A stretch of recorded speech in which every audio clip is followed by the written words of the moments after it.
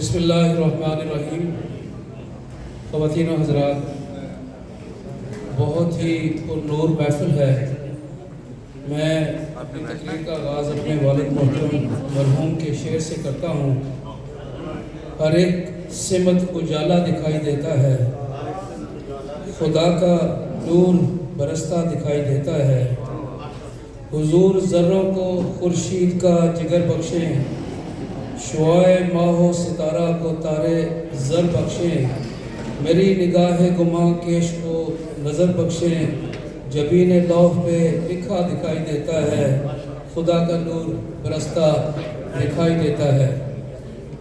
خواتین و حضرات، میں اے پیک اور اس کی پوری ٹیم، خاص طور پہ جناب توقیر الحق صاحب اور اس کی فیملی اور ان کے بچے اور ان کے ساتھی، میں ان کو یہ مبارکباد دیتا ہوں کہ انہوں نے اس کونیا لینڈ جو لٹل پاکستان ہے اس میں ایسی محفل سجائی کہ ایسا لگتا ہے کہ اللہ کا نور جو ہے ہر طرف ہمیں نظر آ رہا ہے۔ اور کمیونٹی ایسی انہوں نے بدو کی ہے جو نہ صرف حضور پاک صلی اللہ علیہ وسلم سے محبت کرتی ہے، بلکہ خواتین کا جو جوش و جذبہ اور خاص طور پہ جو ان کی تقاریر ہیں وہ واقعی جو ہیں قابل دید ہیں اور قابل تعریف۔ اور میں زیادہ ٹائم نہیں لوں گا، میں صرف اتنی آپ سے گزارش کروں گا کہ جب آپ عقیدہ ختم نبوت پہ بات کرتے ہیں،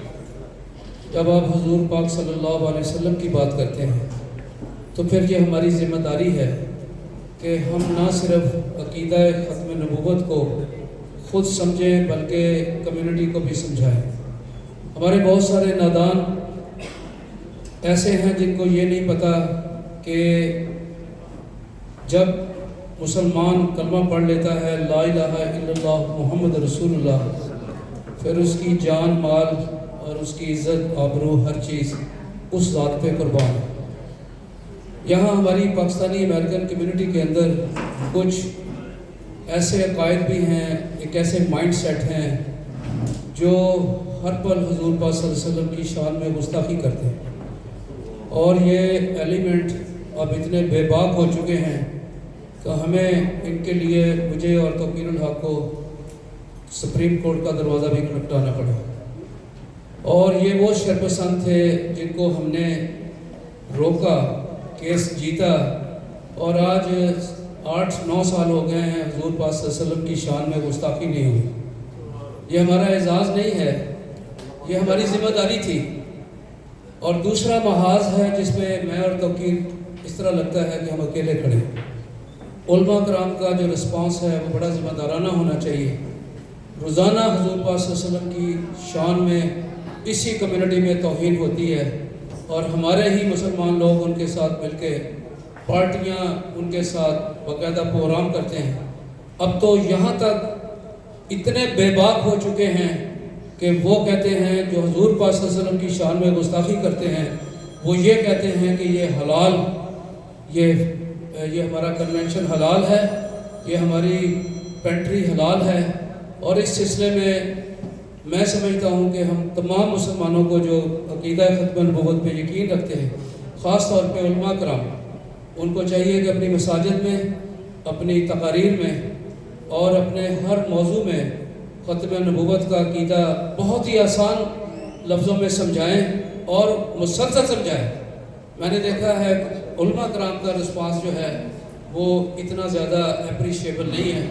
ان کے کئی بیریئر ہوں گے، کئی ان کی مجبوریاں ہوں گی، لیکن حضور کی صلی اللہ علیہ وسلم کی جب ذات کا مسئلہ آتا ہے تو پھر کوئی مجبوری نہیں ہونی چاہیے۔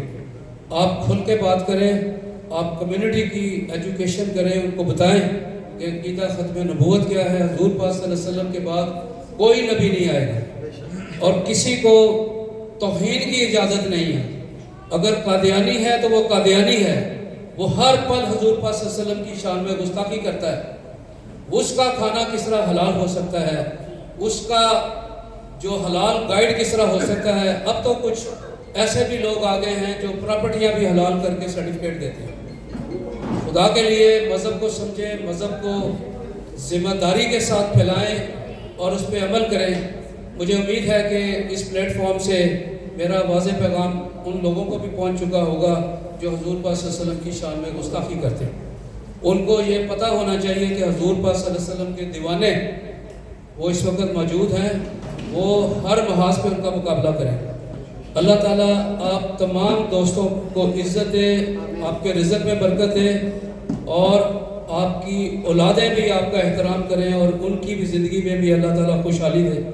ایسی محافل جو ہیں وہ سجی رہنی چاہیے، حضور پاک صلی اللہ علیہ وسلم کا ذکر ہونا چاہیے اور بلند آواز میں ذکر ہونا چاہیے۔ میں پھر منتظمین کو اور خاص طور پہ توقیر الحق صاحب، ان کی ٹیم اور فیملی اور دوستوں کو، اور خاص طور پہ میڈیا جو بہت ہی وائبرنٹ میڈیا ہے اور اس وقت ان کی بھرپور پارٹیسپیشن ہے، میں آپ کا بھی بہت شکریہ ادا کرتا ہوں کہ آپ اس محفل میں آئے۔ اللہ تعالیٰ آپ سب کو جزائے خیر فرمائے، آمین۔